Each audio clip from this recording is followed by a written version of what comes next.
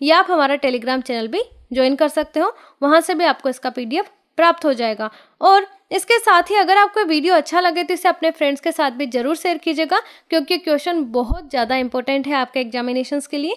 जिन examinations को focus करके ये PDF बनाया गया है वो एग्जामिनेशन है जिनमें ये क्वेश्चंस बहुत ज़्यादा इंपॉर्टेंस रखते हैं। वो है SSC का, रेलवे का, ग्रुप डी का, UPSC का, इसके अलावा PSC का, इसके अलावा बैंकिंग सेक्टर के एग्जामिनेशन होते हैं जिसमें GK आती है वो, और B.Ed का जो PTET का एग्जाम होता है, इसके अलावा जो BSTC का एग्जाम होता है, और टीचिंग फील्ड से रिलेटेड जितने भी एग्जामिनेशंस होते हैं उन सभी के लिए एग्जामिनेशन ये PDF बहुत ज़्यादा इंपॉर्टेंट है। तो ये बात आपको ध्यान रखनी है। तो शुरुआत करते हैं। बिंदुसार ने विद्रोहियों को कुचलने के लिए अशोक को कहाँ भेजा? बिंदुसार ने विद्रोहियों को कुचलने के लिए अशोक को तक्षशिला भेजा था। किस सम्राट का नाम देवानाम प्रियदर्शी था? तो वो सम्राट था सम्राट अशोक, जिसका नाम देवानाम प्रियदर्शी था। किस राजा ने कलिंग के युद्ध में नरसंहार को देखकर बौद्ध धर्म अपना लिया था? कलिंग के युद्ध में घोर नरसंहार हुआ था और उस नरसंहार को देखकर अशोक ने बौद्ध धर्म अपना लिया था। कलिंग का युद्ध कब हुआ? ये हुआ था 661 ईस्वी पूर्व में। प्राचीन भारत का कौन सा शासक था जिसने अपने अंतिम दिनों में जैन धर्म को अपना लिया? जैन धर्म को अपनाया गया था चंद्रगुप्त मौर्य के द्वारा। इनके द्वारा अपने अंतिम दिनों में जैन धर्म अपना लिया गया था। मौर्य साम्राज्य में कौन सी मुद्रा प्रचलित थी? मौर्य साम्राज्य में जो मुद्रा चलती थी उसे पण कहा जाता था। अशोक का उत्तराधिकारी कौन था? अशोक का उत्तराधिकारी था कुणाल। अर्थशास्त्र का लेखक किसके समकालीन था? अर्थशास्त्र के लेखक समकालीन थे चंद्रगुप्त मौर्य के। मौर्य काल में शिक्षा का प्रसिद्ध केंद्र कौन सा था? तो वो था तक्षशिला। यूनान के शासक सेल्यूकस ने अपने राजदूत मेगस्थनीज को किसके राजदरबार में भेजा था? सेल्यूकस ने अपने राजदूत मेगस्थनीज को जिसके राजदरबार में भेजा था वो राजदरबार था चंद्रगुप्त मौर्य का। चंद्रगुप्त मौर्य ने सेल्यूकस को कब पराजित किया? पराजित किया था 305 ईस्वी पूर्व में। मेगस्थनीज की पुस्तक का क्या नाम था? मेगस्थनीज ने जो पुस्तक लिखी उसका नाम है इंडिका। किसके ग्रंथ में चंद्रगुप्त मौर्य के विशिष्ट रूप का वर्णन हुआ है? तो ये ग्रंथ है विशाखदत्त का ग्रंथ, जिसमें चंद्रगुप्त मौर्य के विशिष्ट रूप का वर्णन हुआ है। मुद्रा राक्षस के लेखक कौन है? इसके लेखक है विशाखदत्त। किस स्त्रोत में पाटलिपुत्र के प्रशासन का वर्णन है? वो स्त्रोत है इंडिका। अशोक के शिलालेखों में कौन सी भाषा थी? इनकी भाषा थी प्राकृत। किस मौर्य राजा ने दक्कन पर विजय प्राप्त की थी? वो मौर्य राजा थे कुणाल। मेगस्थनीज द्वारा अपनी पुस्तक में समाज को कितने भागों में बांटा है? मेगस्थनीज ने जो अपनी पुस्तक लिखी है उसमें उन्होंने समाज को कितने भागों में बांटा है? समाज को उन्होंने 5 भागों में डिवाइड किया है। अब आपको कमेंट बॉक्स में कमेंट करके बताना है कि मेगस्थनीज के अनुसार वो 5 समाज कौन कौन से थे, ये आपको बताना है। समाज के वो 5 भाग कौन कौन से थे। अर्थशास्त्र किससे संबंधित है? तो ये संबंधित है राजनीतिक नीतियों से। किस शासक ने पाटलिपुत्र को अपनी राजधानी बनाया? वो शासक था चंद्रगुप्त मौर्य। पाटलिपुत्र में चंद्रगुप्त का महल किसका बना था? चंद्रगुप्त का महल बना था लकड़ी का। किस अभिलेख से यह सिद्ध होता है कि चंद्रगुप्त का प्रभाव पश्चिम भारत तक फैला हुआ था? यह सिद्ध होता है रुद्रदमन के जूनागढ़ अभिलेख से। सर्वप्रथम भारतीय साम्राज्य किसने स्थापित किया? सर्वप्रथम भारतीय साम्राज्य स्थापित किया था चंद्रगुप्त मौर्य ने। किस स्तंभ में अशोक ने स्वयं को मगध का सम्राट बताया? वो स्तंभ था भाब्रू स्तंभ। उत्तराखंड में अशोक का शिलालेख कहाँ स्थित है? ये स्थित है कालशी में। अशोक के शिलालेखों को पढ़ने वाला प्रथम अंग्रेज कौन था? अशोक के शिलालेखों को पढ़ने वाला प्रथम अंग्रेज था जेम्स प्रिंसेप। कलिंग युद्ध की विजय तथा क्षत्रियों का वर्णन किया किस शिलालेख में है? तो यह है 13वें शिलालेख में। कौन सा शासक जनता के संपर्क में रहता था? वो था अशोक। किस ग्रंथ में चंद्रगुप्त मौर्य के लिए वृषल शब्द का प्रयोग हुआ है? वो ग्रंथ है मुद्रा राक्षस, जिसमें चंद्रगुप्त मौर्य के लिए वृषल शब्द का प्रयोग हुआ है। किस राज्य देश में अशोक के व्यक्तिगत नाम का उल्लेख मिलता है? तो वो राज्य देश है माशकी। श्रीनगर की स्थापना किस मौर्य शासक ने की? श्रीनगर की स्थापना की थी अशोक ने। किस ग्रंथ में शूद्रों के लिए आर्य शब्द का प्रयोग हुआ है? वो ग्रंथ है अर्थशास्त्र। किसने पाटलिपुत्र को पोलीब्रोथा कहा था? तो वो कहा था मेगस्थनीज ने। मौर्य काल में अग्रोनोमाई किसको कहा जाता था? तो ये कहा जाता था सड़क निर्माण अधिकारी को। अशोक के बारे में जानने के लिए महत्वपूर्ण स्रोत क्या है? तो वो है शिलालेख। भारतीय लिखने की कला नहीं जानते हैं, यह किसने कहा था? ये कहा था मेगस्थनीज ने कि भारतीय लिखने की कला नहीं जानते हैं। बिंदुसार की मृत्यु के समय अशोक एक प्रांत का गवर्नर था, वह प्रांत कौन सी थी? जब बिंदुसार की मृत्यु हुई उस समय अशोक एक प्रांत के गवर्नर थे, और वो प्रांत कौन सी थी? वो प्रांत थी उज्जैन। तो ये आपको ध्यान रखना है, ये क्वेश्चन बहुत अच्छा है, ये एग्जाम के आने लायक बहुत इंपॉर्टेंट क्वेश्चन है। किसने अपने पुत्र व पुत्री को बौद्ध धर्म के प्रचार और प्रसार हेतु श्रीलंका भेजा? तो वो थे अशोक। कौटिल्य द्वारा रचित अर्थशास्त्र कितने अभिकरणों में विभाजित है? तो ये है 15 अभिकरणों में विभाजित है। अशोक का अभिलेख भारत के अलावा किस अन्य स्थान पर भी पाया गया है? तो वो पाया गया है अफगानिस्तान में। किस शिलालेख में अशोक ने घोषणा की कि सभी मनुष्य मेरे बच्चे हैं? तो वो शिलालेख है प्रथम पृथक शिलालेख, जिसमें अशोक ने घोषणा की कि सभी मनुष्य मेरे बच्चे हैं। किस स्थान से अशोक के शिलालेख के लिए पत्थर लिया जाता था? वो स्थान था चुनार, जहां से अशोक के शिलालेख के लिए पत्थर लिया जाता था। किस महीने में मौर्यों का राजकोषीय वर्ष आरंभ होता था? तो मौर्यों का राजकोषीय वंश आरंभ होता था आषाढ़ के महीने में, यानी कि जुलाई के महीने में। किस जैन ग्रंथ में चंद्रगुप्त मौर्य के जैन धर्म अपनाने का उल्लेख मिलता है? ये मिलता है परिशिष्ट पर्व में। चंद्रगुप्त मौर्य का संघर्ष किस यूनानी शासक से हुआ था? ये हुआ था सेल्यूकस से। एरियन ने चंद्रगुप्त मौर्य को क्या नाम दिया था? इन्होंने नाम दिया था सेंट्रोकोटस। किस ग्रंथ में चंद्रगुप्त मौर्य के लिए कुलहीन शब्द का प्रयोग हुआ है? वह ग्रंथ है मुद्रा राक्षस, जिसमें चंद्रगुप्त मौर्य के लिए कुलहीन शब्द का प्रयोग हुआ है। ये आपको ध्यान रखना है। किस ग्रंथ में दक्षिणी भारत के आक्रमणों का पता चलता है? तो वो ग्रंथ है तमिल ग्रंथ अहनानूर। चंद्रगुप्त मौर्य का निधन कब हुआ? ये हुआ था 297 ईस्वी पूर्व में। चाणक्य किस विश्वविद्यालय में शिक्षक थे? चाणक्य शिक्षक थे तक्षशिला विश्वविद्यालय में। चंद्रगुप्त के बाद किसने शासन प्राप्त किया? चंद्रगुप्त के बाद शासन प्राप्त किया बिंदुसार ने।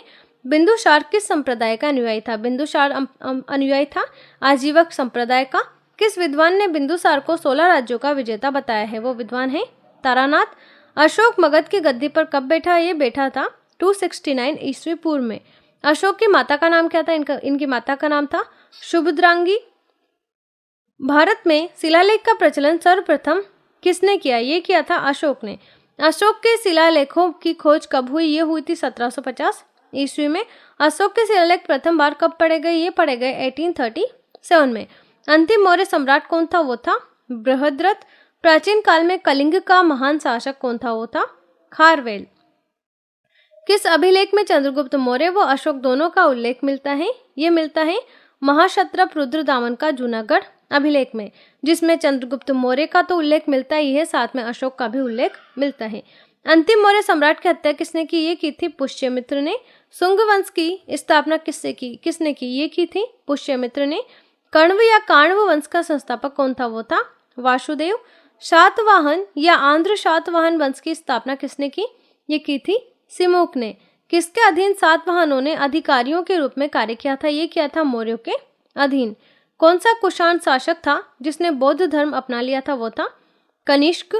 कुषाण काल के दौरान मूर्ति काल की गांधार शैली किन शैलियों का मिश्रण थी? ये थी इंडो ग्रीक भारतीय यूनानी शैली का। कनिष्क की राजधानी कहाँ थी? इनकी राजधानी थी पुरुषपुर व मथुरा।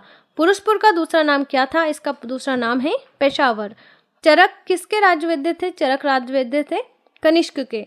तक्षशिला किस शैली की कला के लिए प्रसिद्ध है? तो ये प्रसिद्ध है गांधार कला के लिए। भारत में सर्वप्रथम स्वर्ण मुद्राएं किसने चलवाई? ये चलवाई थी इंडो ग्रीक बैक्ट्रियन ग्रीक के द्वारा। किस संग्रहालय में कुषाणकालीन मूर्तियां सबसे अधिक है? तो वो है मथुरा संग्रहालय में। किस वंश के शासकों ने सोने के सबसे अधिक सिक्के जारी किए? ये किए थे कुषाण वंश के शासकों ने। सातवाहनों के समय किस धातु की मुद्रा सर्वाधिक थी? तो वो थी शीशा धातु की मुद्रा। नागार्जुन, अश्वघोष, वसुमित्र किसके समकालीन थे? ये समकालीन थे कनिष्क के। 78 ईस्वी का शक संवत किसने चलाया? ये चलाया था कनिष्क ने। तक्षशिला वर्तमान में कहाँ स्थित है? ये स्थित है पाकिस्तान में। कुषाण के काल में सबसे अधिक विकास किस क्षेत्र में हुआ? ये हुआ है वास्तुकला में। सातवाहनों ने अपना शासन कहाँ शुरू किया? इन्होंने अपना शासन शुरू किया महाराष्ट्र में। सातवाहनों की राजधानी कहाँ थी? इनकी राजधानी थी पैठन। किस सातवाहन सम्राट ने गाथा सप्तशई नामक महत्वपूर्ण कृति की रचना की? तो वो थी हाल ने की है ये रचना। मौर्यों के बाद दक्षिण भारत में सबसे प्रभावशाली राज्य किसका था? तो वो था सातवाहन का। बुद्ध की खड़ी प्रतिमा किसके काल में बनवाई गई? ये बनवाई थी कुषाण के काल में। शुंग वंश के बाद किस वंश ने भारत पर राज्य किया? वो राज्य किया था कण्व वंश ने।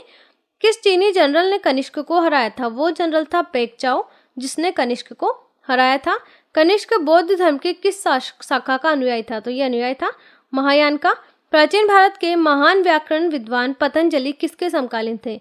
ये समकालीन थे पुष्यमित्र के। भारत में किसके द्वारा पहली बार सैनिक शासन व्यवहार में लाया गया? ये लाया गया था इंडो ग्रीक के द्वारा। ईसा पूर्व दूसरी सदी के आरंभ में उत्तरी अफगानिस्तान में किसका शासन था? इसमें शासक था बैक्ट्रिया का। प्राचीन भारत में किसने नियमित रूप से सोने के सिक्के चलाए? ये चलाए कुषाण ने। सातवाहनों का समाज कैसा था? इनका समाज था मातृ सत्तात्मक। कनिष्क किस जाति से संबंधित था? कनिष्क था चीन की यूंची जनजाति से। भारत का आइंस्टीन किसे कहा जाता है? ये कहा जाता है नागार्जुन को। पुष्यमित्र किस धर्म का समर्थक था? यह था ब्राह्मण धर्म का। बेसनगर में स्थित गरुड़ स्तंभ का निर्माण किसने कराया? ये कराया था हेलियोडोर ने। गार्गी संहिता क्या है? गार्गी संहिता एक ज्योतिष ग्रंथ है। गार्गी संहिता की रचना किसने की? इसकी रचना की है कात्यायन ने। कुषाण वंश की स्थापना किसने की? इसकी स्थापना की है कुजुला कन्फ्यूशियस ने। कनिष्क को शासन कब प्राप्त हुआ? ये हुआ था 78 ईस्वी में। कनिष्क के कुल का अंतिम शासक कौन था? वो था वासुदेव। कामसूत्र की रचना किसने की? ये की थी वात्स्यायन ने। पक्की ईंटों का शुभारंभ किसके काल में हुआ? ये हुआ था कनिष्क के काल में। किस प्रसिद्ध ग्रंथ को बौद्ध धर्म का विश्वकोश कहते हैं? ये कहा जाता है महाविभाषा शास्त्र को। खारवेल किस वंश का शासन था? ये था चेदी वंश का। किस पुराण में 19 सातवाहन शासकों के शासन की चर्चा है? तो वो है वायु पुराण में। भारतीय संविधान में राज्य के नीति निर्देशक सिद्धांतों को शामिल करने का मुख्य उद्देश्य क्या था? तो इसका मुख्य उद्देश्य था कल्याणकारी राज्य की स्थापना करना। राज्य के नीति निर्देशक तत्व एक ऐसा चेक है जो बैंक की सुविधा अनुसार अदा की जाएगी। यह कथन किसका है? तो यह है केटी शाह। भारतीय संविधान का कौन सा अंग समाजवादी व्यवस्था करने की प्रेरणा देता है? तो वो अंग है नीति निर्देशक तत्व। संविधान में कल्याणकारी राज्य का आदेश कौन देता है? तो वो देता है नीति निर्देशक तत्व। नीति निर्देशक तत्वों का कार्यान्वयन किस पर निर्भर करता है? तो ये करता है सरकार के पास उपलब्ध संसाधनों पर। मौलिक अधिकार व राज्य के नीति निर्देशक तत्वों में क्या समानता है? तो इसमें समानता है ये एक दूसरे के पूरक है। क्या नीति निर्देशक तत्वों को कार्यान्वित करने के लिए मूल अधिकारों का हनन हो सकता है? तो कुछ हो सकता है, कुछ का नहीं हो सकता है। समान कार्य के लिए समान वेतन भारत के संविधान में कहाँ सुनिश्चित किया गया है? ये किया गया है राज्य के नीति निर्देशक तत्वों में। भारत के संविधान में अंतर्राष्ट्रीय सुरक्षा को प्रोत्साहन देना कहाँ सन्निहित है? तो ये है राज्य के नीति निर्देशक तत्वों में। संविधान का कौन सा अंश भारत के नागरिकों को आर्थिक न्याय प्रदान करने का संकेत करता है? तो वो है नीति निर्देशक तत्व। राज्य के नीति निर्देशक सिद्धांतों में से किस अनुच्छेद का संबंध अंतर्राष्ट्रीय शांति और सुरक्षा के सर्वंत से है? तो वो है आर्टिकल 51 में। राज्य के नीति निर्देशक सिद्धांतों के अनुसार किस आयु तक के बच्चों को निःशुल्क व अनिवार्य शिक्षा का प्रावधान है? तो वो है 14 वर्ष के बच्चों तक। भारत के किस राज्य में समान नागरिक संहिता लागू है? तो वो है गोवा में। नीति निर्देशक तत्वों का महत्व किसके लिए है? तो ये है राज्य के लिए।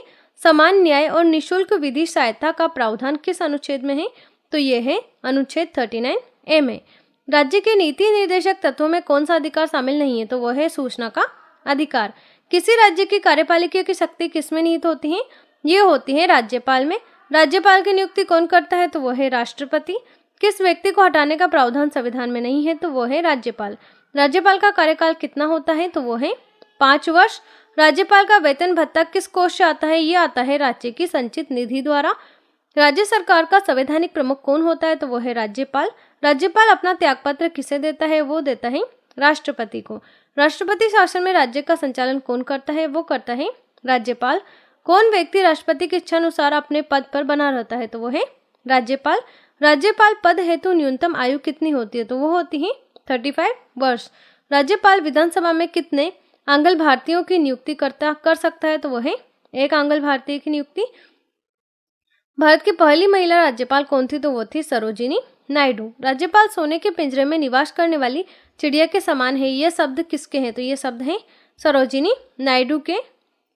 किसकी अनुमति के बिना राज्य की विधानसभा में कोई धन विधेयक पास नहीं होता है? तो वो अनुमति चाहिए होती है राज्यपाल की। राज्यपाल द्वारा जारी किया गया अध्यादेश किसके द्वारा मंजूर किया जाता है? यह मंजूर किया जाता है विधानमंडल के द्वारा। राज्य सरकार को भंग कर सकता है? तो वो कर सकता है राज्यपाल। राज्य के मुख्यमंत्री की नियुक्ति कौन करता है? वो करता है राज्यपाल। राज्यपाल की मुख्य भूमिका क्या है? वो है केंद्र राय की मध्य की कड़ी। केंद्र व राज्य के मध्य की कड़ी। किसी राज्य के राज्यपाल को शपथ ग्रहण कौन कराता है? तो वो कराता है उस राज्य का मुख्य न्यायाधीश।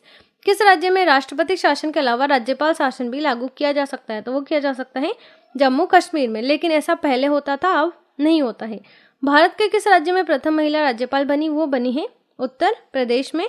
जम्मू कश्मीर के संविधान के अनुसार राज्य में अधिकतम कितने समय के लिए राज्यपाल शासन लगाया जा सकता है? तो ये लगाया जा सकता है 6 माह। जम्मू कश्मीर का सदर ए रियासत पद नाम बदलकर कब राज्यपाल कर दिया गया था? यही कर दिया गया था 1965 में। राज्य सरकार को भंग कौन कर सकता है? वो कर सकता है राज्यपाल की सिफारिश पर राष्ट्रपति। वर्तमान में राज्यसभा सदस्यों की संख्या कितनी है? तो वो है 245। राज्यसभा के लिए प्रत्येक राज्य के प्रतिनिधियों का चुनाव कौन करता है? वो करता है विधानसभा के निर्वाचित सदस्य। राज्यसभा में राज्यों का प्रतिनिधित्व किस पर निर्भर करता है? तो ये निर्भर करता है राज्य की जनसंख्या पर। राज्यसभा में किस राज्य के प्रतिनिधियों की संख्या सर्वाधिक है? तो वह है उत्तर प्रदेश की। राज्यसभा सदस्य का कार्यकाल कितना होता है? वो होता है 6 वर्ष। राज्यसभा का सदस्य बनने के लिए न्यूनतम आयु कितनी होनी चाहिए? वो होनी चाहिए 30 वर्ष। किस सदन को भंग नहीं किया जा सकता है? तो वह है राज्यसभा सदन। लोकसभा व राज्यसभा में गणपूर्ति संख्या क्या है? तो वह है कुल सदस्य संख्या का 1/10 भाग। वह कौन सा सदन है जिसका अध्यक्ष उस सदन का सदस्य नहीं होता? तो वो है राज्यसभा। लोकसभा द्वारा पारित धन विधेयक राज्यसभा को प्राप्त होने के कितने दिन बाद तक लोकसभा को लौटाया जा सकता है? तो वो है 14 दिन बाद तक। राज्यसभा एक स्थायी सदन है, क्यों? तो ये स्थायी सदन है क्योंकि यह कभी भंग नहीं होता है और इसके 1/3 सदस्य प्रति 2 वर्ष बाद सेवानिवृत्त हो जाते हैं। राज्यसभा के सदस्यों को नामित करने का अधिकार किसको है? तो वो है राष्ट्रपति को। राज्यसभा की प्रथम महिला सचिव कौन थी? वो थी वीएस रमा देवी।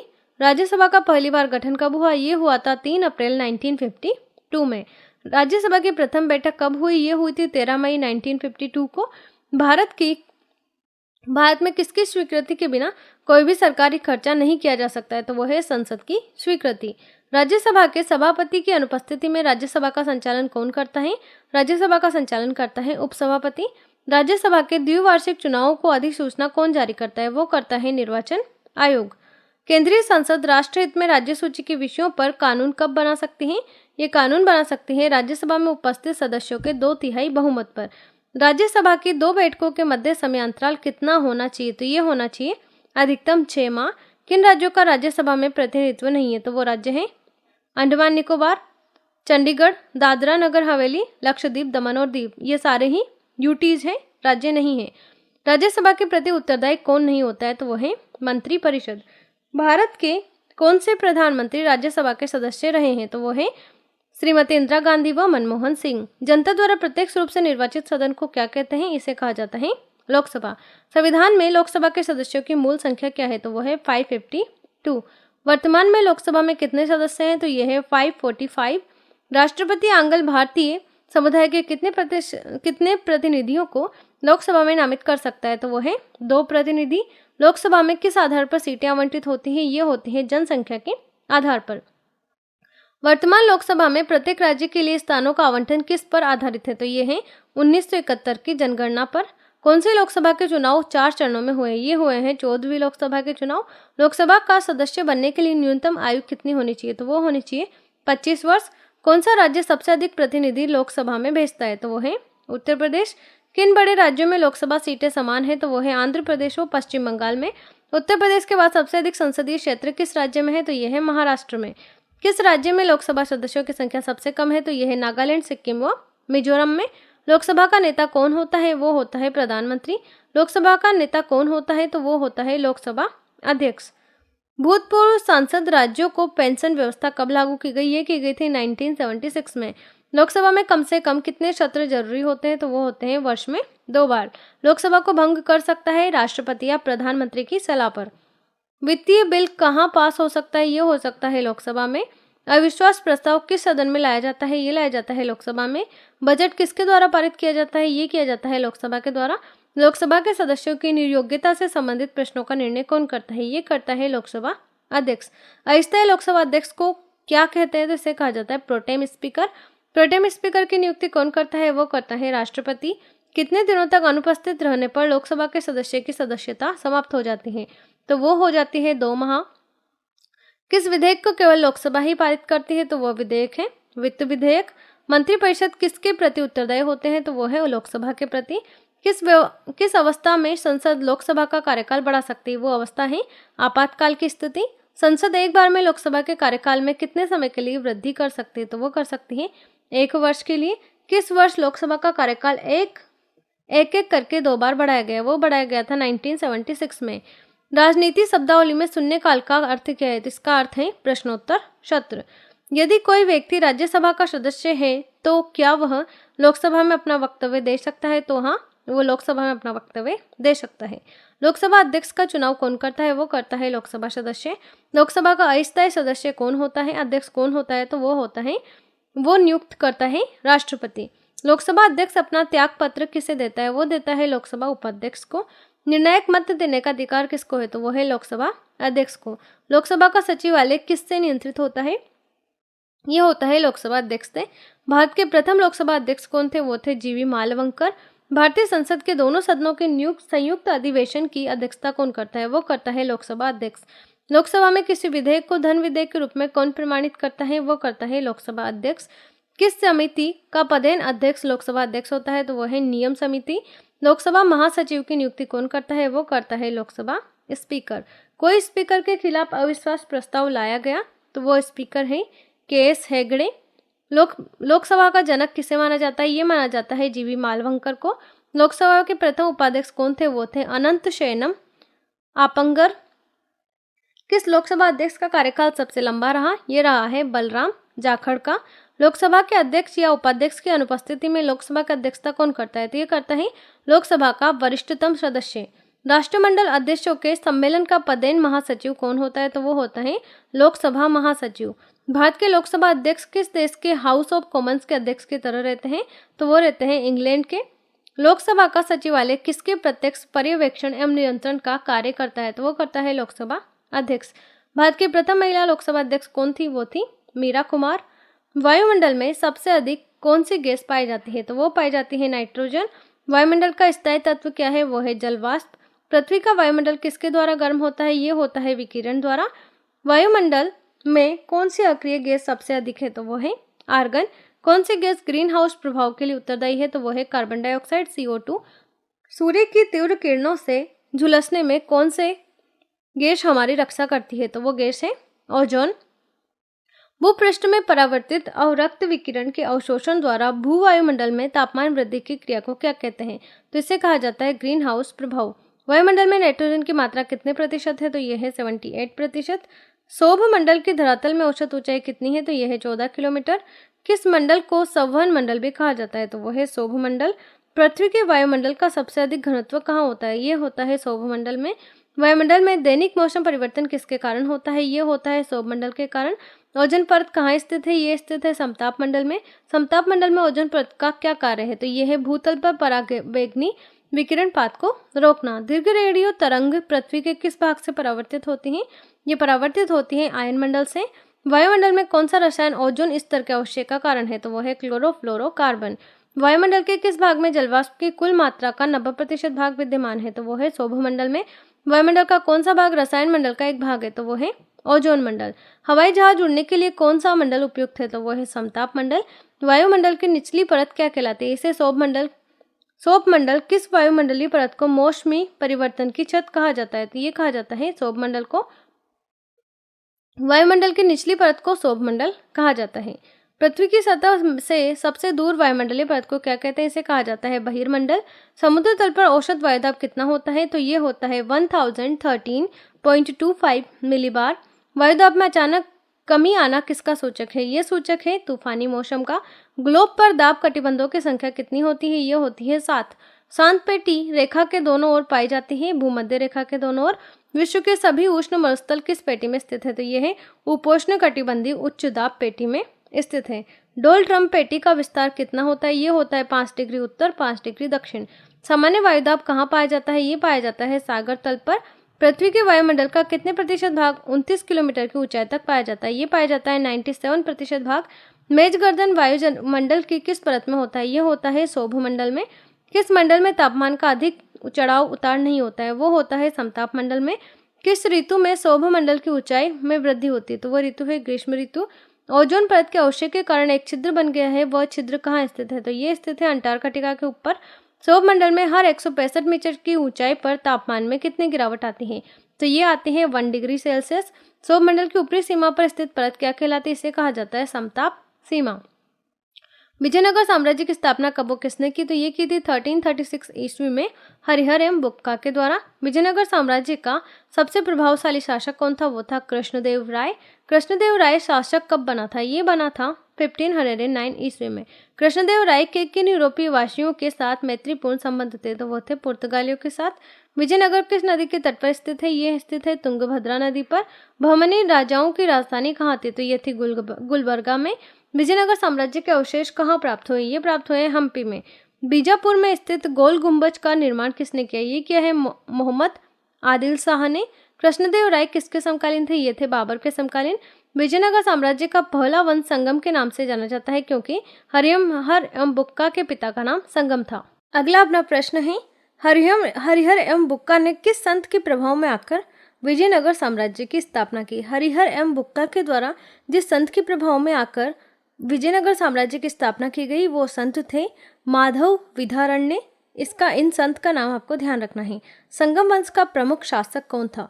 संगम वंश की जहां तक बात की जाए तो इसका प्रमुख शासक था देवराय प्रथम। किस शासक ने तुंगभद्रा नदी पर बांध बनवाया था? वो शासक जिसने तुंगभद्रा नदी पर बांध बनवाया था वो शासक था देवराय प्रथम। विजयनगर का संघर्ष सदैव किसके साथ रहा? तो ये रहा था बहमनी राज्य के साथ। विजयनगर साम्राज्य का कौन सा स्थान गलीचा निर्माण के लिए प्रसिद्ध था? वो स्थान जहां पर गलीचा निर्माण होता था तो वो स्थान था कालीकट। मीनाक्षी मंदिर कहाँ स्थित है? ये स्थित है मदुरई में। चार मीनार का निर्माण किसने करवाया? इसका निर्माण करवाया था ओली कुतुब शाह ने। गोलकुंडा कहाँ स्थित है? ये हैदराबाद में स्थित है। हम्पी का खुला संग्रहालय किस राज्य में है? तो यह है कर्नाटक राज्य में। किस संगमवासी शासक को प्रौढ़ देवराय भी कहा जाता था? तो ये कहा जाता था देवराय द्वितीय को। किस शासक की उपाधि गजबेतेकर थी? वो शासक जिसकी उपाधि गजबेतेकर थी वो शासक था देवराय द्वितीय। किस विजयनगर सम्राट ने उम्मातूर के विद्रोही सामंत गंगराय का दमन किया? तो वो विजयनगर सम्राट था कृष्णदेव राय। गोलकुंडा का युद्ध किस किस के बीच लड़ा गया? गोलकुंडा का युद्ध लड़ा गया था कृष्णदेव राय और कुली कुतुब शाह के बीच। विजयनगर साम्राज्य की वित्तीय विशेषता क्या थी? तो इनकी वित्तीय विशेषता थी भू राजस्व। अठवण क्या है? अठवण का क्या अर्थ है या ये क्या है? तो ये है भू राजस्व विभाग। कृष्णदेव राय के राज दरबार में अष्टदिग्गज कौन थे? तो वो थे 8 तेलुगु कवि जो कृष्णदेव राय के दरबार में अष्टदिग्गज थे। सर्क सुल्तानों के शासनकाल में किस स्थान को पूर्व का सिराज या सिराजे हिंद कहा जाता है? सर्क सुल्तानों के शासनकाल में वह व्यक्ति जिसे पूर्व का सिराज या सिराजे हिंद कहा जाता था वो है जौनपुर। किस स्थान को कहा जाता था? तो वो कहा जाता था जौनपुर को। बहमनी राज्य की स्थापना किसने की? बहमनी राज्य की स्थापना की है अलाउद्दीन हसन बहमन शाह ने, जिसे हसन गंगू भी कहा जाता है। कश्मीर का कौन सा शासक कश्मीर का अकबर के नाम से जाना जाता है? तो वो है जैनुल आबिदीन, जिसे कश्मीर का अकबर कहा जाता है।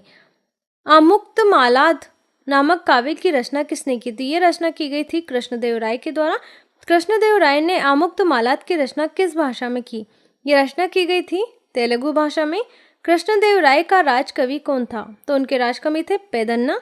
विजयनगर के किस शासक को आंध्र पितामह कहा जाता है? तो वो है कृष्णदेव राय, जिसे आंध्र पितामह कहा जाता है।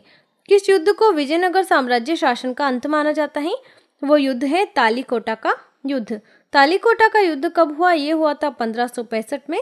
विठल स्वामी का मंदिर किस देवता का है? तो यह है विठल के रूप में विष्णु का। सेवों का अजंता किसे कहा जाता है? सेवों का अजंता कहा जाता है लिपाक्षी को। वीर पांचला का अर्थ क्या है? वीर पांचला का अर्थ है अभिजात्य वर्ग। अनरम का अर्थ किससे है? तो इसका अर्थ है जागीर से। विजयनगर साम्राज्य में सैनिक विभाग को किस नाम से जाना जाता था? तो इसे जाना जाता था कदाचार के नाम से। खानदेश राज्य का संस्थापक कौन था? वो था मलिक राजा फारूकी। तैमूर लंग के आक्रमण के बाद गंगा की घाटी में कौन सा राज्य स्थापित हुआ? तो वो राज्य था जौनपुर। अहमदाबाद की स्थापना किसने की? अहमदाबाद की स्थापना की थी अहमद शाह प्रथम के द्वारा। महमूद वेगड़ा किस राज्य का प्रसिद्ध सुल्तान था? ये प्रसिद्ध सुल्तान था गुजरात का। बहमनी शासन को किस शासक ने चरम पर पहुंचाया? तो वो शासक था महमूद गावा, जिसने बहमनी शासक को चरम पर पहुंचाया था।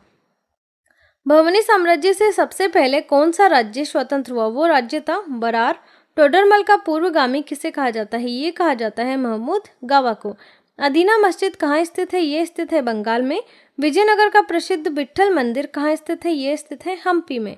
बहमनी साम्राज्य में सबसे अंत में कौन सा राज्य स्वतंत्र हुआ? तो वो राज्य था बीदर, जो बहमनी साम्राज्य में सबसे अंत में स्वतंत्र हुआ। प्रसिद्ध ऐतिहासिक स्थल हम्पी किस जिले में है? तो ये है बेल्लारी जिले में।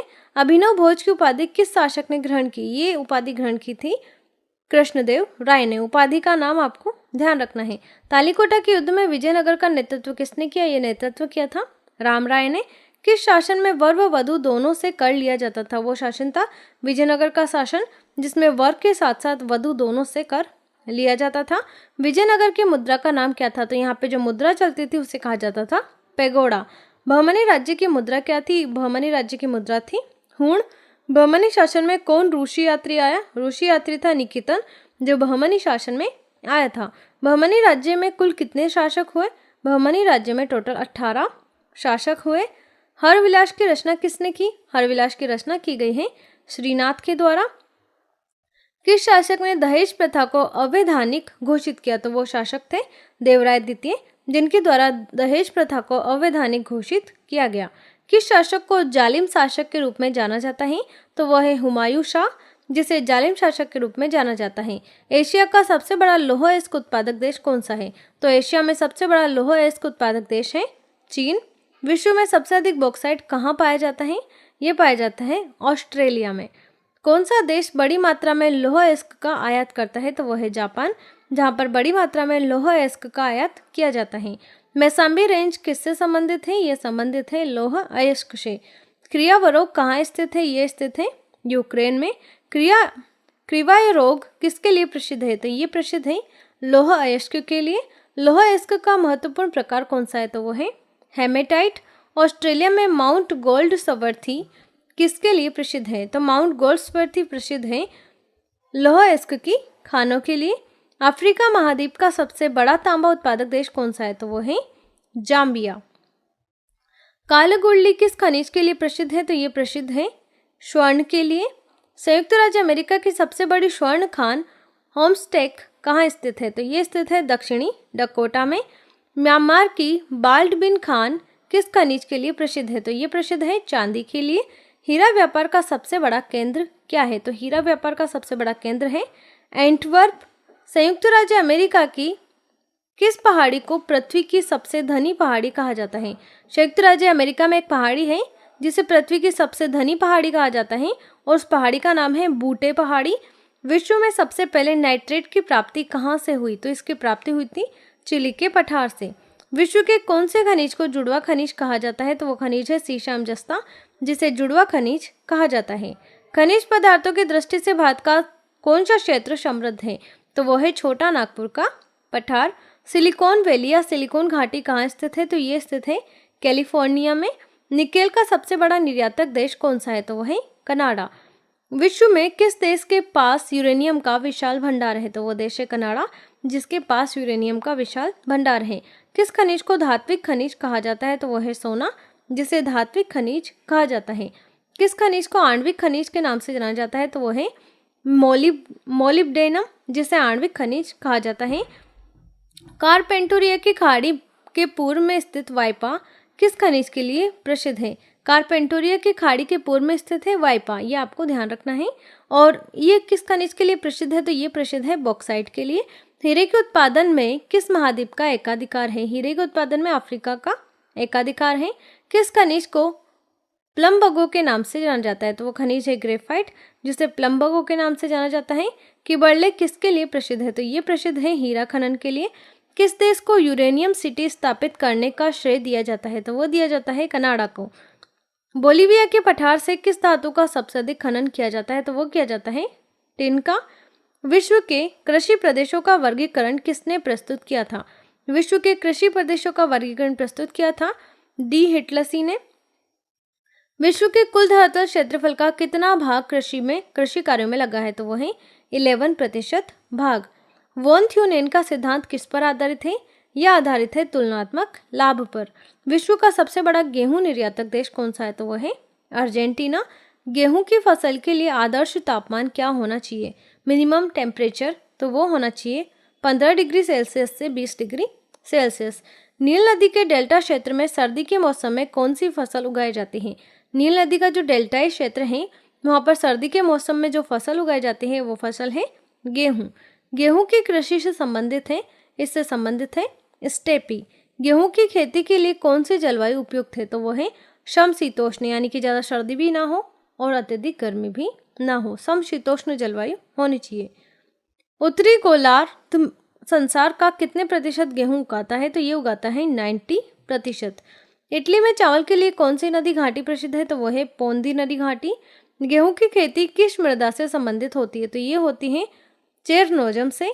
किस फसल को जल भराव की आवश्यकता होती है? तो वो है चावल, जिसमें जल भराव की आवश्यकता होती है। धान की खेती के लिए कौन सी मिट्टी सबसे उपयुक्त है? तो वो है चिकनी मिट्टी। मक्का की पेटी विश्व में कहाँ पाई जाती है? तो ये पाई जाती है अमेरिका में। सर्वप्रथम मक्का की खेती कहाँ की गई? ये की गई है मध्य अमेरिका में। किस द्वीप में गन्ने की खेती उत्तम होती है? तो ये होती है हवाई द्वीप में। चाय निर्यात के क्षेत्र में कौन सा देश सबसे आगे है? तो वो है केन्या। विश्व प्रसिद्ध उलंग किस्म की चाय किस देश में पैदा होती है? तो ये पैदा होती है ताइवान में। यारवा क्या है? तो ये पराग्वे में एक चाय सदृश झाड़ी है जिसे यारवा कहा जाता है। चाय की खेती के लिए उपयुक्त जलवायु कौन सी है? तो वो है मानसूनी जलवायु। फेजेंडा क्या है? तो फेजेंडा कॉफी के बागान है, कौवा के बागान है जो ब्राजील में पाए जाते हैं। कॉफी का उत्पादन विश्व में सबसे अधिक कौन सा देश करता है? तो वो है ब्राजील। विश्व में कपास की खेती सबसे अधिक कहाँ की जाती है? तो ये की जाती है चीन में। विश्व में सबसे बड़ा रबड़ उत्पादक देश कौन सा है? तो वो है थाईलैंड। दुग्ध उत्पादन में विश्व का प्रथम देश कौन सा है? तो वो है भारत। ट्रांसजेनिक फसलों का सबसे बड़ा उत्पादक देश कौन सा है? तो वो है चीन। कौन सी घाटी अफीम की खेती के लिए विख्यात है? तो वो है इजमिर की घाटी। जूट उत्पादन में भारत का कौन सा स्थान है? तो वो है पहला। महानगरों के बाहरी भाग में की जाने वाली फलों, फूलों तथा सब्जियों की गहन कृषि को क्या कहते हैं? तो इसे कहा जाता है बाजार कृषि। सबसे अधिक सघन खेती कहाँ प्रचलित है? तो ये है जापान में। विश्व में बागानी कृषि का विकास कहाँ हुआ है? तो ये हुआ है दक्षिणी पूर्वी एशिया में। स्थानांतरणशील कृषि का शुभारंभ कहाँ से हुआ? तो इसका शुभारंभ हुआ था थाईलैंड से। भारत किसका सर्वश्रेष्ठ उत्पादक एवं उपभोक्ता है? तो वो है चाय का। भारतीय कपास किस किस्म की होती है? तो ये होती है छोटे रेशे वाली। विश्व में सबसे अधिक जूट उत्पादक क्षेत्र कौन सा है? तो वो है गंगा ब्रह्मपुत्र का डेल्टाई मैदान। रेशम उत्पादन हेतु व्यापारिक स्तर पर रेशम के कीड़े को पालना क्या कहलाता है? तो इसे कहा जाता है सेरिकल्चर। जमीन पर फैलने वाली सब्जियों की व्यापारिक कृषि क्या कहलाती है? तो इसे कहा जाता है ओलेरीकल्चर। विश्वतीय प्रदेशों में कपास की खेती क्यों नहीं की जाती? तो ये नहीं की जाती क्योंकि वहाँ पर वर्षा बहुत ज़्यादा होती है और कपास के लिए कम वर्षा की आवश्यकता होती है। कृषि किस प्रकार की मानवीय आर्थिक क्रिया है? तो वो है प्राथमिक।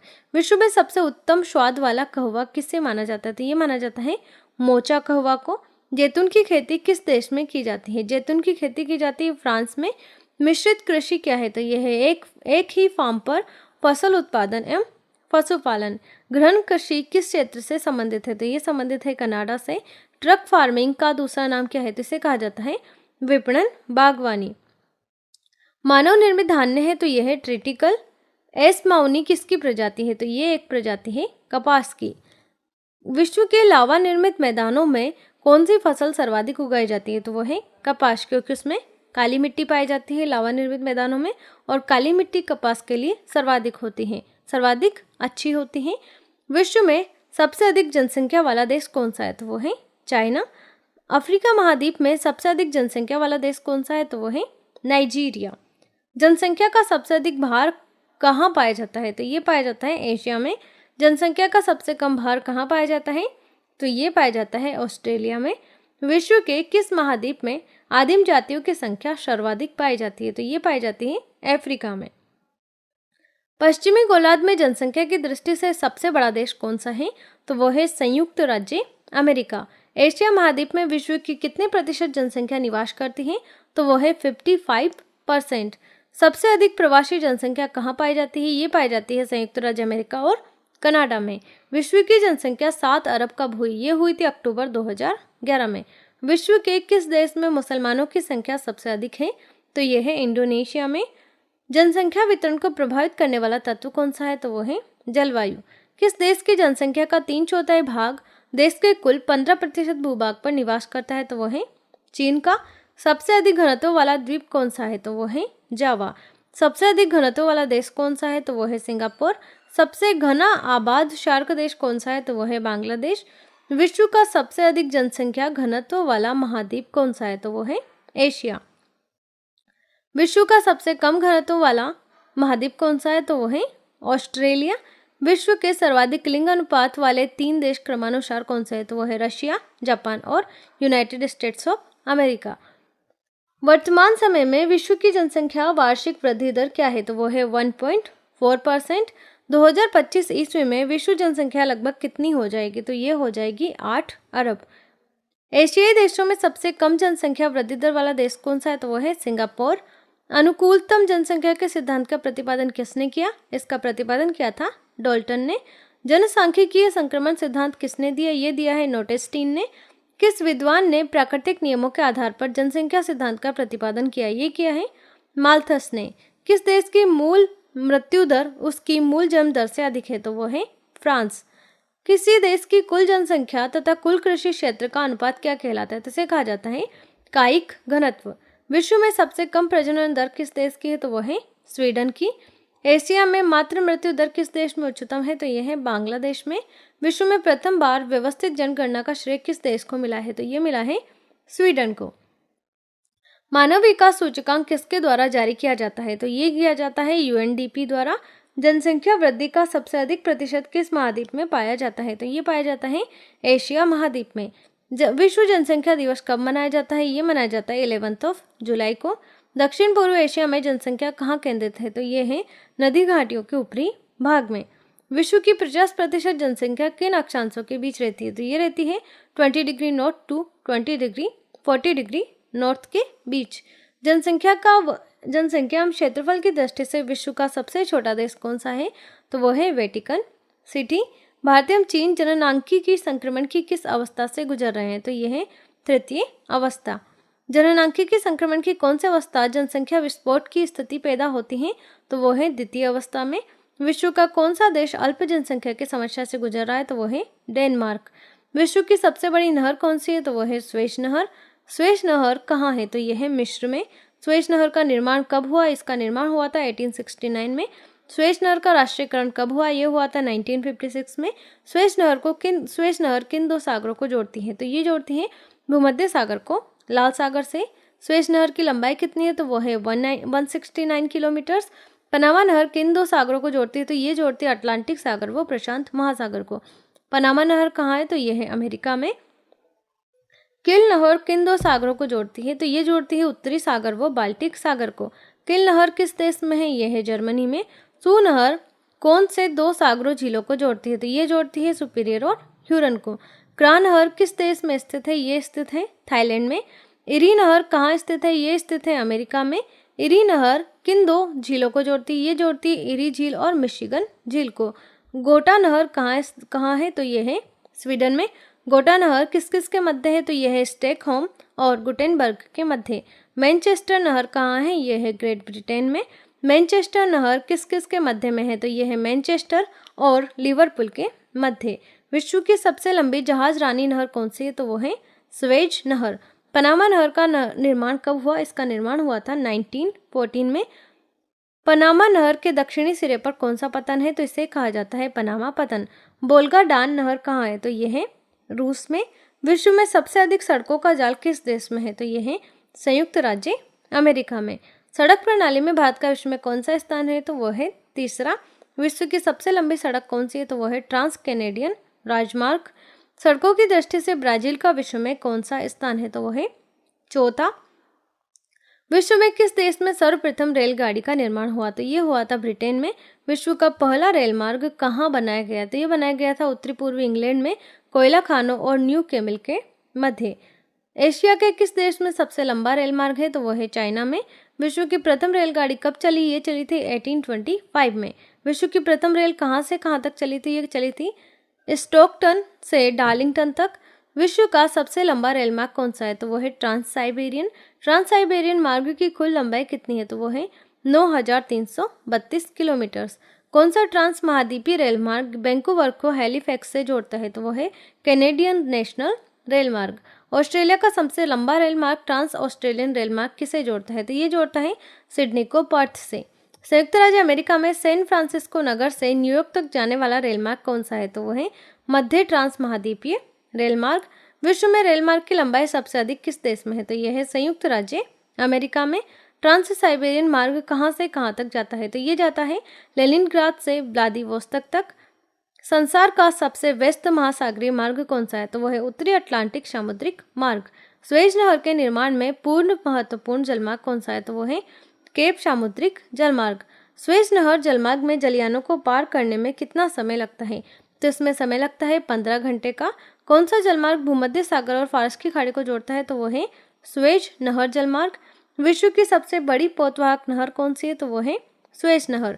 आंतरिक जल यातायात हेतु सबसे महत्वपूर्ण नदी कौन सी है? तो वो है राइन। विश्व का व्यस्ततम अंतःस्थलीय जलमार्ग कौन सा है? तो वो है उत्तरी अमेरिका का महान झील मार्ग। पनामा नहर जलमार्ग व्यापार की दृष्टि से स्वेज नहर जलमार्ग की तुलना में कम महत्वपूर्ण क्यों है? ये कम महत्वपूर्ण इसलिए है क्योंकि घने आबाद देशों का व्यापार पनामा नहर जलमार्ग से नहीं होता है। किस महाद्वीप में आंतरिक जलमार्ग का सर्वाधिक विकास हुआ? तो वो हुआ है यूरोप महाद्वीप में। विश्व की सबसे चौड़ी जल संधि कौन सी है? तो वह है डेविस जल संधि। कौन सी जल संधि तिथि रेखा के समानांतर है? तो वह है बेरिंग जल संधि। बेरिंग जल संधि किन दो भागों को अलग करती है? तो ये एशिया और उत्तरी अमेरिका को अलग करती हैं। होर्मुज़ जल संधि किन दो देशों को अलग करती है? ये करती है ईरान और ओमान को अलग। तारस जल संधि किसे अलग करती है? ये ऑस्ट्रेलिया और पपुआ न्यू गिनी को अलग करती है। पाक जल संधि किन दो देशों को अलग करती है? तो ये करती है भारत और श्रीलंका को। मलक्का जल संधि किन दो सागरों को जोड़ती है? तो ये अंडमान सागर और दक्षिणी चीन सागर को जोड़ती है। भूमध्य सागर व अटलांटिक महासागर को कौन सी संधि जोड़ती है? तो वह है जिब्राल्टर की संधि। जलडमरू मध्य क्या है? तो ये दो सागरों को मिलाने वाली कड़ी है जिसे जलडमरू मध्य कहा जाता है।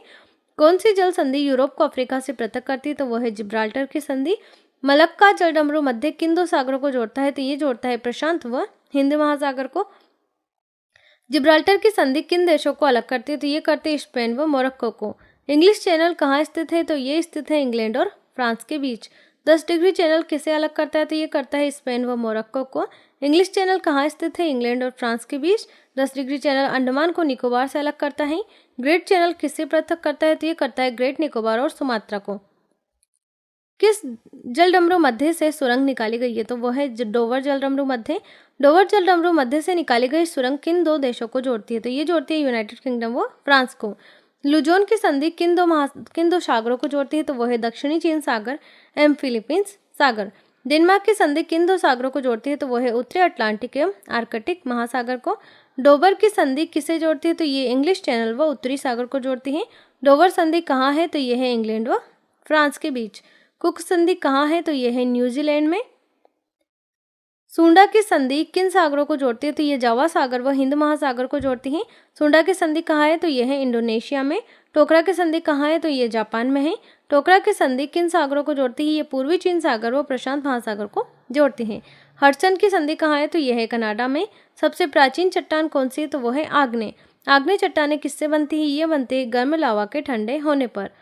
मोह स्केल से किसका मापन किया जाता है? तो ये किया जाता है चट्टान की कठोरता का। पृथ्वी पर लगभग कितने प्रकार के खनिज पाए जाते हैं? तो वो है 2000 प्रकार के खनिज पृथ्वी पर पाए जाते हैं। जिन खनिजों से चट्टानों की रचना होती है उनकी संख्या क्या है? तो वो है 20, उनकी संख्या है 20।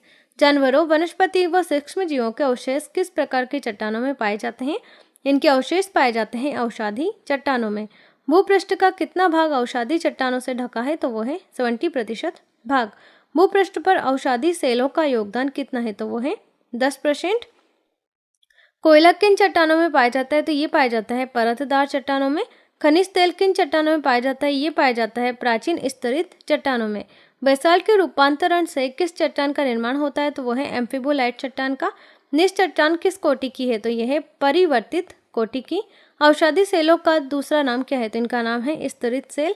कौन सी चट्टानों में शक्ति का स्रोत सर्वाधिक होता है? तो वो है औषधि चट्टानों में। चूना पत्थर का रूपांतरित रूप क्या है? तो वो है संगमरमर। आग्नेय चट्टानों को किस श्रेणी की चट्टानों में रखा जाता है? तो वो है प्राथमिक श्रेणी की चट्टानों में। ग्रेनाइट की गणना किस प्रकार की चट्टानों में की जाती है? तो वो की जाती है प्लूटोनिक चट्टानों में। भूगर्भ में विशाल आकार की गुंबद आकार आग्नेय चट्टानों को किस नाम से जाना जाता है? तो इन्हें जाना जाता है बेथोलिथ के नाम से। स्लेट और संगमरमर किस प्रकार की चट्टानें हैं? तो यह है कायांतरित चट्टानें। बलुआ पत्थर किस में परिवर्तित होता है? तो ये होता है क्वार्टजाइट में। आग्नेय सेल क्या कहलाते हैं? इन्हें कहा जाता है मौलिक सेल। एनु जनजाति कहाँ पाई जाती है? ये जापान में पाई जाती है। किर्गिज जनजाति कहाँ पाई जाती है? ये पाई जाती है मध्य एशिया में। ऑस्ट्रेलिया के मूल निवासियों को किस नाम से जाना जाता है? तो इन्हें कहा जाता है एबरजीन्स। न्यूजीलैंड के मूल निवासियों को किस नाम से जाना जाता है? इन्हें कहा जाता है माओरी। नाइजीरिया के मूल निवासी किस नाम से जाना जाता है? इन्हें कहा जाता है होशा। कौन सी जनजाति नील नदी घाटी क्षेत्र में रहती है? तो वो है फेल्लाह। एस्किमो लोगों का ग्रीष्मकालीन निवास क्या होता है? तो इनका ग्रीष्मकालीन निवास होता है ट्यूपिक। एस्किमो का मुख्य व्यवसाय क्या है? तो वो है आखेट व मत्स्य। कौन सी जनजाति वृक्षों पर निवास करती है? तो वो है पिग्मी। किस जनजाति के लोग सर्वभक्षी की श्रेणी में आते हैं? तो वो है बुशमैन। कौन सी जनजाति पूर्णतः शाकाहारी है? तो वो है सेभांग। पिग्मी कहाँ के निवासी है? तो ये निवासी अफ्रीका के। पिग्मी किस नदी में निवास करते हैं? तो ये निवास करते हैं किस नदी घाटी में निवास करते हैं? तो ये करते हैं कांगो नदी घाटी में। शिकार के लिए हार्पून का प्रयोग कौन सी जनजाति करती है? तो वो है एस्किमो। उभियाक क्या है? तो उभियाक एस्किमो लोगों की शिकार की नौका है जिसे उभियाक या उमियाक कहा जाता है। यूर्त किस जनजाति का निवास स्थान है? तो यह है किर्गिज जनजाति का। कचीन क्या है? तो ये म्यांमार की एक जनजाति है। किस जनजाति के लोग दूध को खट्टा करके पीते हैं? तो वो जनजाति है किर्गिज। विश्व की सबसे बड़ी झील कौन सी है? तो वो है कैस्पियन सागर। मीठे पानी की सबसे बड़ी झील कौन सी है? तो वो है सुपीरियर सागर। विश्व की खारे पानी की सबसे बड़ी झील कौन सी है? तो वो है कैस्पियन सागर। विश्व की सबसे गहरी झील कौन सी है? तो वो है बैकाल झील। विश्व की सबसे लवणीय झील कौन सी है? तो वो है वोन झील। सबसे अधिक ऊंचाई पर स्थित झील कौन सी है? तो वो है टिटिकाका झील। अरब सागर की झील किस देश में स्थित है? तो यह है कजाकिस्तान में। विक्टोरिया झील कहाँ स्थित है? ये स्थित है पूर्वी अफ्रीका में। कैस्पियन सागर की झील कहाँ स्थित है? ये स्थित है रूस और ईरान के बीच। किस देश को हजारों झीलों की भूमि कहा जाता है? तो वो है फिनलैंड। अफ्रीका महाद्वीप में कौन सी झील भूमध्य रेखा पर स्थित है? तो वो है न्यासा झील। वोन झील कहाँ स्थित है? ये स्थित है तुर्की में। अफ्रीका महाद्वीप की सबसे बड़ी झील कौन सी है? तो वो है विक्टोरिया झील। कौन सी झील ईरान की सीमा को स्पर्श करती है? वो है कैस्पियन सागर। टानले सेप नामक झील किस देश में है? तो यह है कंबोडिया में। उंगली नुमा झीलों के लिए कौन सा देश प्रसिद्ध है? तो वो है संयुक्त राज्य अमेरिका। समुद्र तल से नीची झील कौन सी है? तो वो है मृत सागर। टिटिकाका झील कहाँ स्थित है? तो यह है पेरू और बोलिविया के मध्य। क्षेत्रफल और आयतन के आधार पर विश्व की सबसे गहरी झील कौन सी है? तो वो है कैस्पियन सागर। इरा एवं ओंटारिया झील के मध्य कौन सा जलप्रपात है? तो वो है नियाग्रा जलप्रपात। और ये इरा नहीं है, इरी है, ये आपको ध्यान रखना है। ये महान झील प्रदेश है, इनमें 5 झीलें आती हैं, सुपीरियर, मिशिगन, ओंटारियो, ह्यूरन और इरी। ये आपको ध्यान रखना है, इन्हें महान झीलें कहा जाता है। लेडोगो झील कहाँ स्थित है? तो ये है रूस में। मिशिगन झील किस देश में है? ये है संयुक्त राज्य अमेरिका में। वेनिपेग झील कहाँ है? ये कनाडा में है। ग्रेट स्लेव झील कहाँ है? ये भी कनाडा में है। जल के आयतन के आधार पर विश्व की सबसे बड़ी नदी कौन सी है? तो वो है अमेजन नदी। यूरोप महाद्वीप की सबसे बड़ी नदी कौन सी है? तो वो है वोल्गा। वोल्गा नदी कहाँ गिरती है? ये गिरती है कैस्पियन सागर में। कौन सी नदी भ्रंश घाटी से होकर बहती है? तो वो है वोल्गा नदी। किस सभ्यता को नील नदी का वरदान कहा जाता है? तो वो है मिस्र की सभ्यता को। यूरोप की कौन सी नदी कोयला नदी के नाम से जानी जाती है? तो वो है राइन नदी। कौन सी नदी भूमध्य रेखा को 2 बार काटती है? तो वो है कांगो नदी। किस नदी का उद्गम स्थल भूमध्य रेखा के निकट से होता है? तो वो है नील नदी। विश्व की सबसे अधिक विश्वासघाती नदी किसे माना जाता है? तो वो माना जाता है हांगहो नदी को। कौन सी नदी मकर रेखा को 2 बार काटती है? तो वो है लिम्पोपो नदी। किस नदी को यूरोपीय व्यापार की जीवन रेखा कहा जाता है? तो वो है राइन नदी। बांग्लादेश में किस नदी को पद्मा के नाम से जाना जाता है? तो वो है गंगा। किस नदी को तेल नदी कहा जाता है? तो वो है नाइजर नदी, जिसे तेल नदी कहा जाता है। रूस की सबसे महत्वपूर्ण नदी कौन सी है? तो वो है वोल्गा। लाल नदी किस देश से होकर बहती है? ये बहती है वियतनाम से। मरे डार्लिंग नदी कहाँ है? तो ये है ऑस्ट्रेलिया में। किस नदी को चीन का शोक कहा जाता है? तो ये कहा जाता है हांगहो नदी को। विश्व की सबसे चौड़ी नदी कौन सी है? तो वो है अमेजन। विश्व की सबसे लंबी नदी कौन सी है? तो वो है इराक। दक्षिण अमेरिका की सबसे बड़ी नदी कौन सी है? तो वो है अमेजन नदी। पराना व पराग्वे नदियों को संगम के बाद किस नाम से जाना जाता है? तो इसे जाना जाता है ला प्लाटा नदी के नाम से। कौन सी यूरोपीय नदी ब्लैक फॉरेस्ट से निकलकर काला सागर में गिरती है? तो वो नदी है डेन्यूब नदी। जो नदी सागर तक नहीं पहुंचती और रास्ते में ही लुप्त हो जाती है उसे क्या कहते हैं? तो इसे कहा जाता है अंतःस्थलीय नदी। अमेजन नदी का उद्गम स्थल क्या है? तो यह है एंडीज पर्वत। लीना नदी किस सागर में जाकर गिरती है? तो ये जाती है लाप्टेव सागर में। मैकेंजी नदी कहाँ से निकलती है? तो ये निकलती है ग्रेट स्लेव झील से। मरी डार्लिंग नदी किस सागर में गिरती है? तो ये गिरती है दक्षिणी महासागर में। ओबे नदी का उद्गम स्थल कहाँ से है? तो ये है अल्टाई पर्वत से। नाइजर नदी किस खाड़ी में जाकर मिल जाती है? तो ये मिल जाती है गिनी की खाड़ी में। सदाबहार वर्षा वन कहाँ पाए जाते हैं? तो ये पाए जाते हैं विषुवतीय क्षेत्रों में। अयनवर्तीय वन सर्वाधिक कहाँ पाए जाते हैं? तो ये पाए जाते हैं कांगो घाटी में। विश्व का फेफड़ा किस क्षेत्र के वनों को कहा जाता है? तो ये कहा जाता है विश्व क्षेत्र के वनों को। प्राकृतिक वनस्पति का सबसे विकसित क्षेत्र कौन सा है? तो वो है पतझड़ वन। टेगा वन सबसे अधिक कहाँ पाए जाते हैं? ये पाए जाते हैं साइबेरिया में। मलेरिया की दवा कुनेन किस वृक्ष से प्राप्त होती है? तो ये प्राप्त होती है सिनकोना से। किस वन को जंतुओं की दृष्टि से प्राकृतिक प्राणी उद्यान कहा जाता है? तो वो है सवाना वन।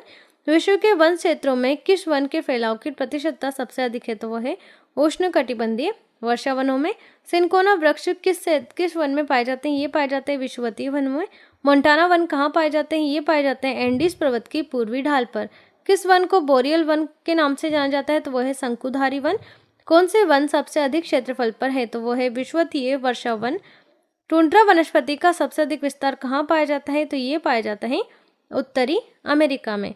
अमेजन नदी घाटी में विश्वत रेखीय उष्णार्द्र वन को क्या कहा जाता है? तो इन्हें कहा जाता है सेल्वास। साइबेरिया क्षेत्र में समशीतोष्ण कोणधारी वन को किस नाम से जाना जाता है? तो इन्हें कहा जाता है टेगा। डेलवर्जिया जाति किससे संबंधित है? तो ये संबंधित है शीशम से। कर्क रेखा के निकट किस प्रकार के वन पाए जाते हैं? तो वो है उष्ण कटिबंधीय वन। मुलायम लकड़ी के कोणधारी वन कहाँ पाए जाते हैं? तो ये पाए जाते हैं 50 डिग्री उत्तर से 70 डिग्री उत्तर में। विषुवत रेखीय वनों को ब्राजील में किस नाम से जाना जाता है? तो इन्हें कहा जाता है सेल्वास।